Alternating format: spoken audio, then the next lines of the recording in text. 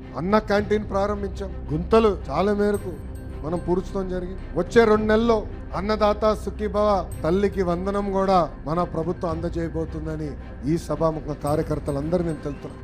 గతంలో కూడా సంక్షేమం చేశాం, గతంలో కూడా అభివృద్ధి చేశాం. కానీ 1989లో కూడా ఓడిపోయాం, 2004లో ఓడిపోయాం, 2019లో ఓడిపోయాం.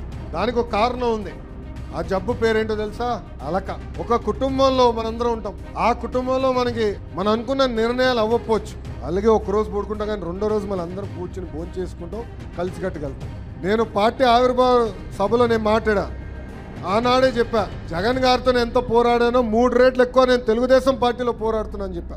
ఆనాడే చెప్పా, పార్టీలో సంస్కరణలు తీసుకురావాలంటే నేను చాలా కష్టపడుతున్నా అని చెప్పా. పార్టీలో అనేక నిర్ణయాలు తీసుకుంటా, పాలిట్ బ్యూరోలో అనేక నిర్ణయాలు తీసుకుంటా. నేను అనుకున్న నిర్ణయాలే అయి ఉండవు. అయినా కూడా గౌరవ జాతీయ అధ్యక్షుల వారు పాలిట్ బ్యూరో కలిసికట్టుగా నిర్ణయం తీసుకున్నప్పుడు తిరుసు వంచి అమలు చేస్తాను.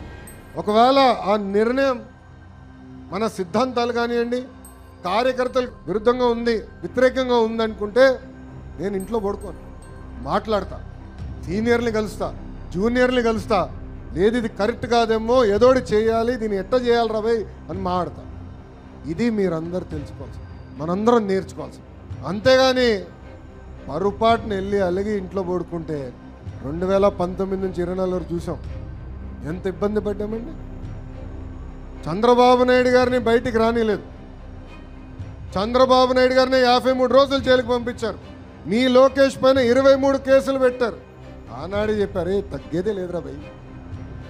ఆనాడే చెప్పా, జగన్ గారు ఎన్ని కేసులు పెడతారో పెట్టుకోండి, ఆ కాగితం మడిచి ఎక్కడ పెడతాడో కూడా పెట్టుకోండి అని చెప్పారు. పెట్టారు, ఇబ్బంది పెట్టారు.